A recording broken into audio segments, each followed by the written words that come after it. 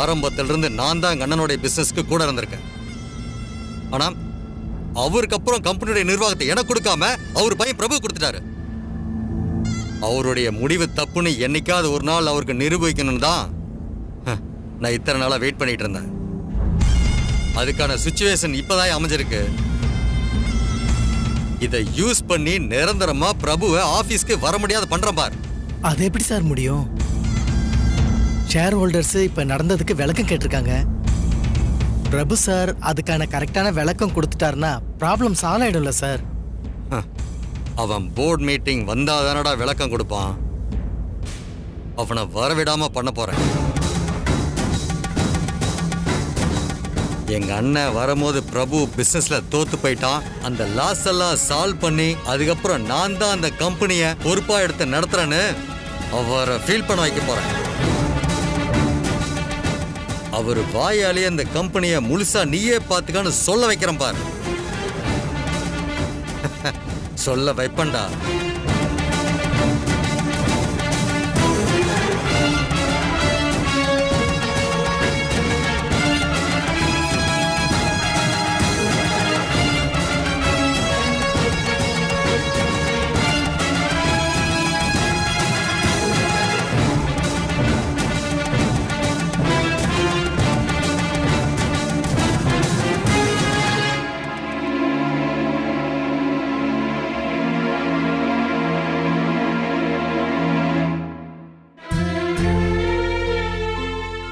டேய் பிரபு, என்ன ஒரு மாதிரியா இருக்க? அதெல்லாம் ஒண்ணு இல்லம்மா. ஒரு பெரிய ப்ராஜெக்ட் போயிடுச்சேன்னு கவலையா இருக்கியா? எனக்கு எப்படி தெரியும்னு பாக்குறியா? சத்யா எல்லாத்தையும் என்கிட்ட சொல்லிட்டா. என்ன சொன்னாங்க? இரு ஏன் இவ்ளோ பதட்டப்படுற? அந்த ஃபேக்டரியால ஊருக்கு கெடுதல் வரும்னு தெரிஞ்சதும் நீ வேண்டான்னு சொல்லிட்டியாமே. நீ செஞ்சதுதான் கரெக்ட். இதுல கவலைப்படுறதுக்கெல்லாம் ஒண்ணுமே இல்ல. நீ ஒரு 1000 கோடி ரூபாய் சம்பாதிச்சுட்டு வந்திருந்தா கூட எனக்கு இவ்ளோ சந்தோஷம் இருந்திருக்காது. ஒரு ஊருக்கே இப்படி நல்லது பண்ணோன்னு பேர் எடுக்கிறது சாதாரண விஷயம் இல்லப்பா. நீ பிசினஸ்ல சக்சஸ்ஃபுல்லான ஆளா இருக்கும் போதெல்லாம் எனக்கு ரொம்ப சந்தோஷமா இருந்தது. ஆனா ஒரு ஊரே பாதிக்கப்படும்னு தெரிஞ்சதும் ஒரு பெரிய ப்ராஃபிட் கிடைக்கிற ஒரு பெரிய ப்ராஜெக்டையே தூக்கி போட்டுட்டு வந்துட்டேங்கிறப்போ என் புள்ளைய நினைச்சு எனக்கு ரொம்ப பெருமையா இருக்குடா. பணம் மட்டும் வாழ்க்கை இல்லைன்னு உங்க அப்பா எத்தனையோ தடவை சொல்லியிருக்காருல. உங்க அப்பா மட்டும் இப்ப ஊர்ல இருந்திருந்தாருன்னா நீ பண்ண காரியத்துக்கு எவ்வளவு சந்தோஷப்பட்டிருப்பாரு தெரியுமா? அதனால நீ அதை நினைச்சு வருத்தப்படவே படாத, சரியா? நல்லது செஞ்சதுக்காக மறந்து கூட எப்பவும் வருத்தப்படக்கூடாது. உனக்கு நான் பாயசம் செஞ்சு எடுத்துட்டு வரேன்.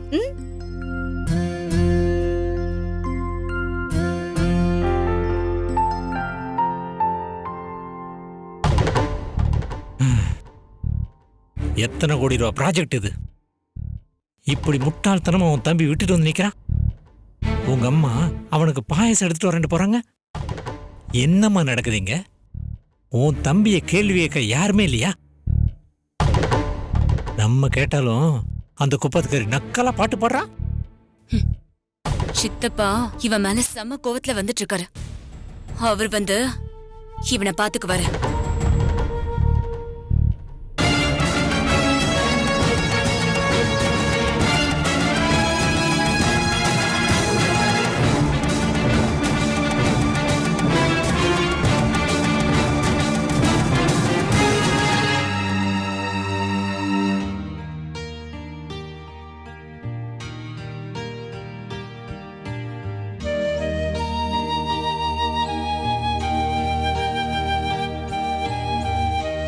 அப்புறம் சத்யா, இங்கிருந்து கிளம்பி போகும்போது பிரபு சார் கூட சமாதானம் ஆன மாதிரி இல்லாம ஆவாத மாதிரி இல்லாம கிளம்பி போனா இப்ப பார்த்தா 2 பேரும் ஜோடியா ஊருக்குலாம் போயிட்டு வந்துறீங்க போல.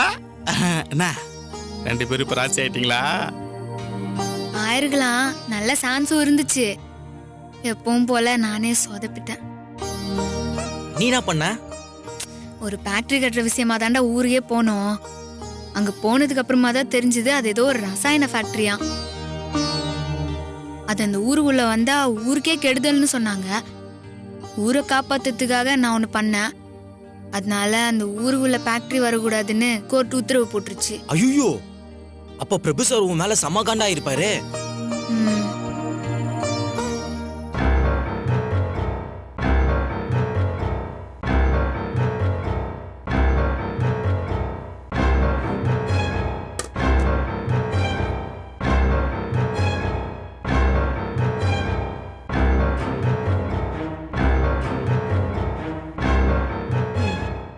பிரபு, இந்தா. எதுக்குமா இதெல்லாம்? என்னடா இது? எவ்வளவு பெரிய நல்ல காரியம் பண்ணிருக்க. இத கூட செலிப்ரேட் பண்ணலனா எப்படி? இந்தா சாப்பிடு.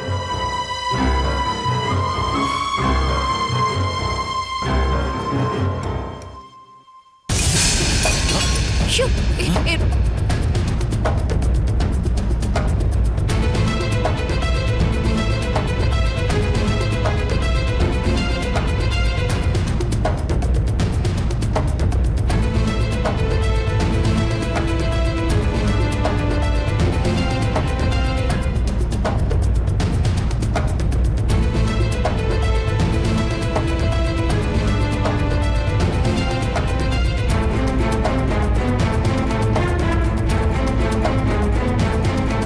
என்னாச்சு சித்தப்பா? என்னாச்சு?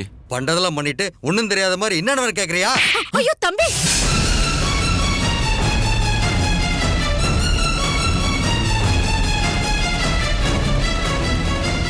தம்பி, என்ன இது புது பழக்கம்?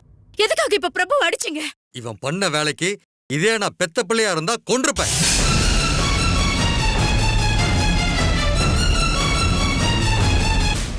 என்ன தம்பி இப்படி எல்லாம் பேசுறீங்க? வேற எப்படி பேச முடியும்? மொத்தமா பிசினஸ் முடங்கி போற மாதிரி ஒரு காரியத்தை செஞ்சுட்டு வந்திருக்கான். அவ்வளவுதான், இனி எல்லாமே போச்சு.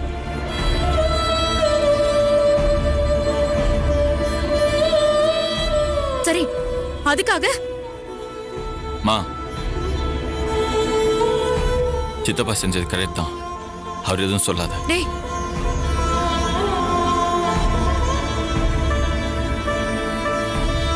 அவர் இடத்துல நான் இருந்திருந்தாலும் எனக்கு இந்த கோவம் தான் இருந்திருக்கும்.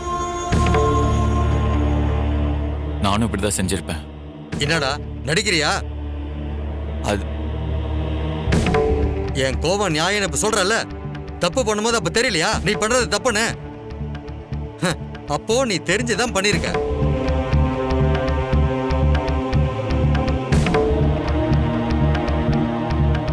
தெரியாம பண்ணிருந்தா அது கொண்டாட பாயாசம் சாப்பிட்டிருப்பியா? நீ பண்ண தப்பால நம்ம கம்பெனிக்கு எவ்வளவு பெரிய லாஸ் தெரியுமா? கிட்டத்தட்ட 10 கோடி ரூபாய்க்கு மேல நஷ்டம்டா. ஏன் சத்தி எப்படி பண்ண? நீங்க 2 பேரும் ஒண்ணா இருக்கணுங்கிறதுக்காக நாங்கெல்லாம் கோயிலுக்குள்ள போய் வேண்டிட்டு இருக்கோம்.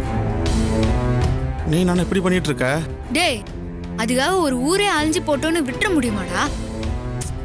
நீ பண்ணது கரெக்ட் தான் சத்யா. ஆனா நீ இப்படி பண்ணதுனால பிரபு சார் உன் மேல கோவமா தானே இருப்பாரு. ஃபர்ஸ்ட் கோவப்பட்டான், ஆனா அதுக்கப்புறம் நான் பண்ணது கரெக்டு தான்னு புரிஞ்சுக்கினான். ஆனாலும் இதனால அவனுக்கு நிறைய பிரச்சனை தான்டா. நிறைய பேருக்கு அவன் பதில் சொல்லணும்.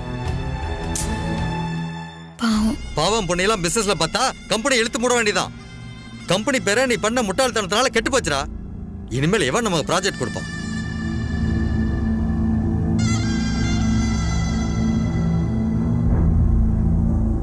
இத பாரு, இந்த கேள்வி போர்டு மீட்டிங்ல ஷேர் ஹோல்டர்ஸ்லாம் மாத்தி மாத்தி கேள்வி கேட்டு கிளிப்பானுங்க. என்ன பதில் சொல்றதுன்னு எனக்கு தெரியல. இவ்வளவு முட்டாளா நீ? தயவு செஞ்சு நீ ஆபீஸ் பக்கம் வந்துடாத.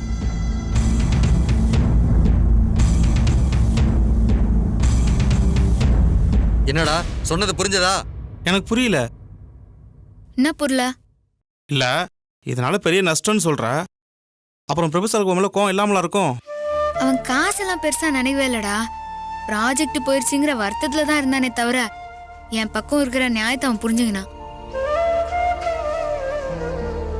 அமுல் பேபி எத்துல வேற யாராவது இருந்திருந்தா இவ்ளோ பெருந்தன்மையா விட்டு குத்துருப்பாங்களான்னு தெரியல.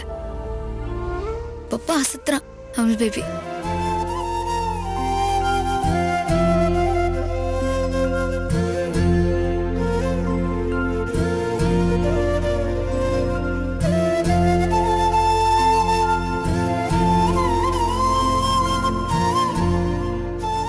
பிரபு,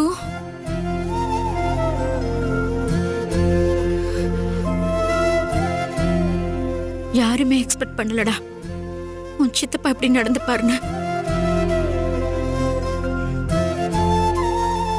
உன் மனசு எவ்வளவு கஷ்டப்படுதுன்னு எனக்கு புரியுதுடா. அதெல்லாம் ஒண்ணும் இல்லம்மா, சித்தப்பா தானே அடிச்சாரு. நீயே சமாதானப்படுத்திக்கிட்டாலும் என்னால தாங்கிக்க முடியலடா. சின்ன வயசுல இருந்து இப்ப வரைக்கும் யாரும் உன்னை கை நீட்டி நான் பார்த்ததே இல்லை. எனக்கு ரொம்ப கஷ்டமா இருக்குடா. அம்மா, இது ஒரு விஷயமே இல்லம்மா, நானே இதை பெருசா எடுத்துக்கல. இதை நினைச்சுலாம் நீங்க ஃபீல் பண்ணாதீங்க.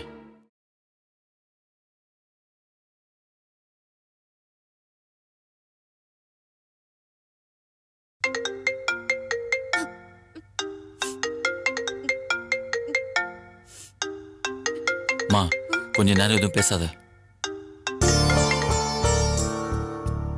சொல்லுங்க. அமுல் பேபி, நீ சொன்ன இடத்துல பையில வாங்கின்னு அம்மா வீட்டுக்கு வந்துட்டேன். இப்போ உனக்காக தான் வெயிட்டிங். எப்போ வந்து என்ன பிக்கப் பண்ணிக்க போற? அது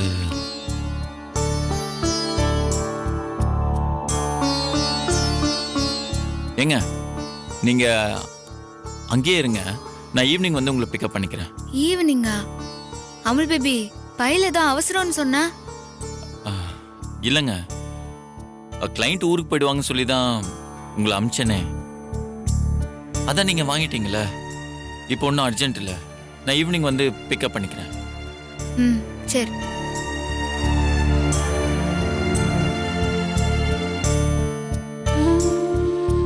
நல்ல வேளைடா சத்யா இங்க இல்ல. அவ இருந்திருந்தான்னா உன் சித்தப்பா உன்னை அடிச்சதுக்கு ஒரு பெரிய கலவரமே நடந்திருக்கும். தெரியுமா, அதனால தான் உங்களை அவங்க அம்மா வீட்டுக்கு அனுப்பி வச்சேன். அம்மா, இங்க நடந்தது எதுவுமே உங்களுக்கு தெரிய வேணாம்.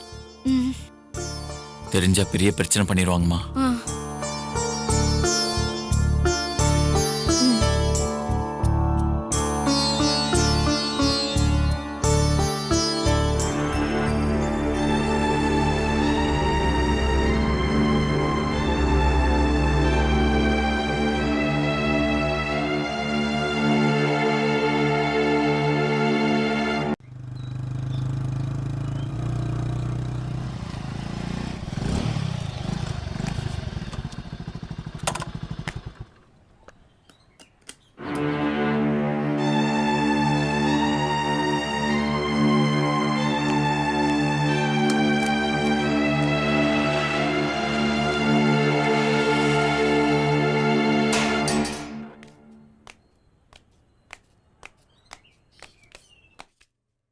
நீங்க காஃபி சாப்பிடுங்கண்ணே. கதிர் இப்ப வந்துருவான். இதோ வந்துட்டான். மாப்ள மாப்ள எப்படி இருக்கீங்க மாப்ள? பாத்து ரொம்ப வருஷம் ஆச்சு. ஆளு நெடு வளர்ந்துட்டாப்ல. பின்ன பாத்து 10-12 வருஷம் இருக்கும்ல, வளர்ந்திருக்க மாட்டானா என்ன? ஆமா, கலெக்டருக்கெல்லாம் படிக்கிறியாமே. தங்கச்சி சொல்லுச்சு என் மருமக கலெக்டருக்கு படிக்கிறான்னா எனக்கு ரொம்ப சந்தோஷமா இருக்கு.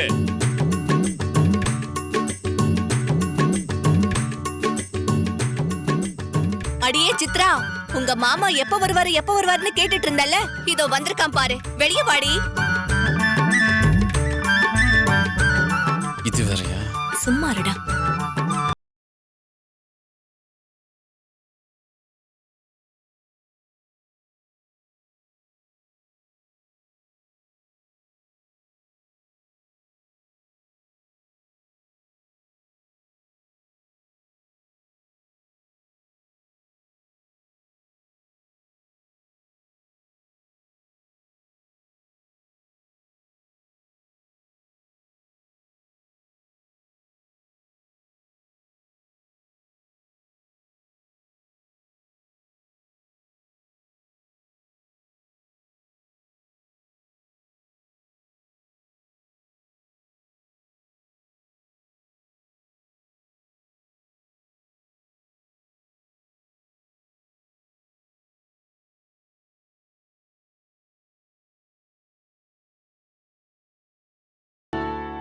பொண்ணு வளர்ந்துட்டால அதான் வெக்கப்படுறா. எப்படி இருக்கீங்க மாப்பிள? எப்பவுமே கதிர்னு பேர் சொல்லி தானே கூப்பிடுவீங்க. இப்ப என்ன புதுசா மாப்பிள்ள மாப்பிள்ளன்னு கூப்பிட்டு இருக்கீங்க?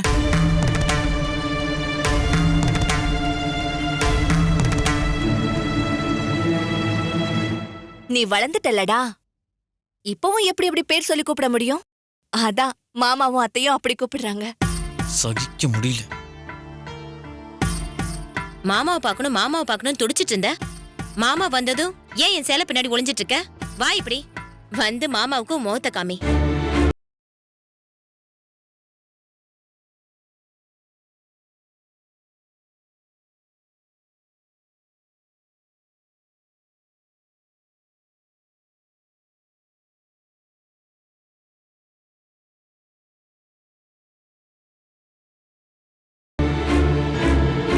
டேய், என் மருமக எவ்வளவு நல்லா இருக்கான்னு பாத்தியா? மூக்கு மொழிமா எவ்வளவு லட்சணமா இருக்கான்னு. அம்மா ஒரு நிமிஷம் உள்ள வா. அது ஒண்ணும் இல்லனா, வெளிய இருந்து வந்திருக்கான்ல, அதான் நான் போய் என்னன்னு கேட்டுட்டு வந்துடுறேன். இருங்க. மாப்பிள்ள முகவரி படத்துல வர அஜித் குமார் மாதிரில இருக்காரு. சித்ரா, நீ ரொம்ப கொடுத்து வச்சவ.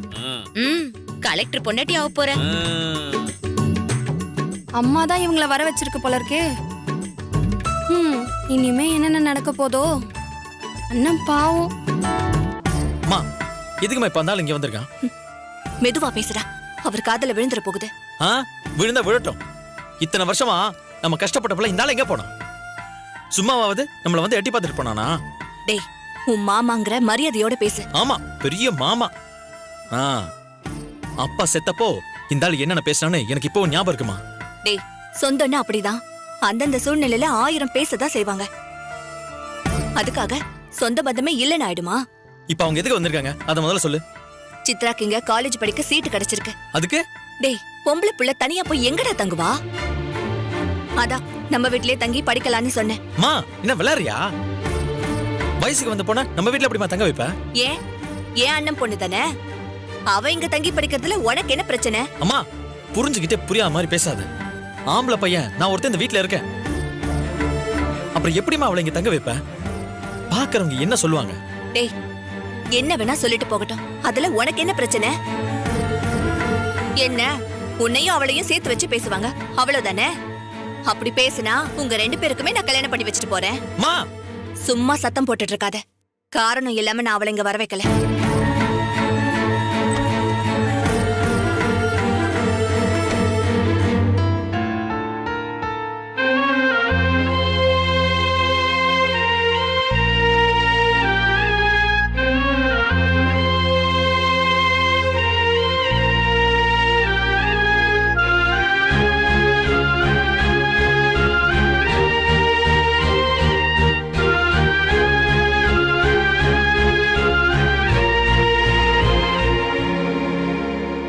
சத்யா, என்னாச்சு? ஏன் ஒரு மாதிரியா இருக்க? இல்ல, உன் மாப்பிள்ள வரேன்னு சொல்லியிருந்தாரு, இன்னும் காணோம்.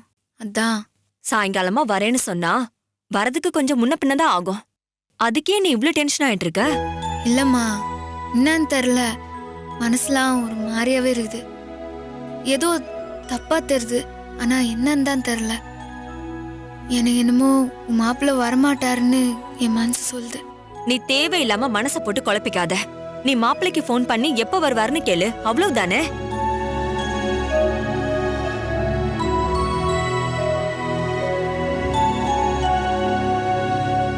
எனக்கு அற விழுந்தப்பவே நினைச்சேன், இவ்வளவு கோவமா வீட்டுக்கு போறாரே என்னெல்லாம் பண்ண போறாரோன்னு.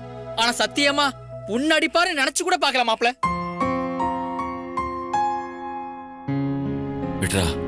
ஆனா மாப்பிள, நீ பண்ணதிலே கரெக்டான ஒரு விஷயம், அவர் அறையும் போது சிஸ்டர் வீட்டுல இல்லாம பாத்துக்கிட்டதுதான். சித்தப்பா மட்டும் நான் அறையும் போது சிஸ்டர் வீட்டுல இருந்தாங்க, அவர் அடிச்சதுக்கு அவரை வகுந்திருப்பாங்க. அந்த மாதிரி எல்லாம் எதுவும் நடந்துடக்கூடாதுன்னு தான் அவங்கள அவங்க அம்மா வீட்டுக்கு அமுச்சு வச்சேன். சரிடா, நான் போய் அவங்களை கூட்டிட்டு வந்துடுறேன். மாப்பிள, இப்ப நீ தப்பு பண்ற. என்னடா? இப்ப நீ அவங்கள கூப்பிட போனேன்னா உன் முகத்தை வச்சு இங்க என்னமோ நடந்திருக்குன்னு கண்டுபிடிச்சிருவாங்க. நீ என்னதான் மறைக்கணும்னு நினைச்சாலும் உன் முகம் அதை காட்டி கொடுத்துரும். அப்புறம் நீ அவங்கள அவங்க அம்மா வீட்டுக்கு அனுப்பினதே வேஸ்ட் ஆயிரும். அதனால இன்னைக்கு ஒரு நாள் விட்டுரு, நாளைக்கு போய் கூப்பிட்டுக்கலாம். கரெக்டா? அவங்க மட்டும் என் முகத்தை பார்த்தாங்கன்னா கண்டிப்பா ஏதோ நடந்திருக்குன்னு கண்டுபிடிச்சிருவாங்க.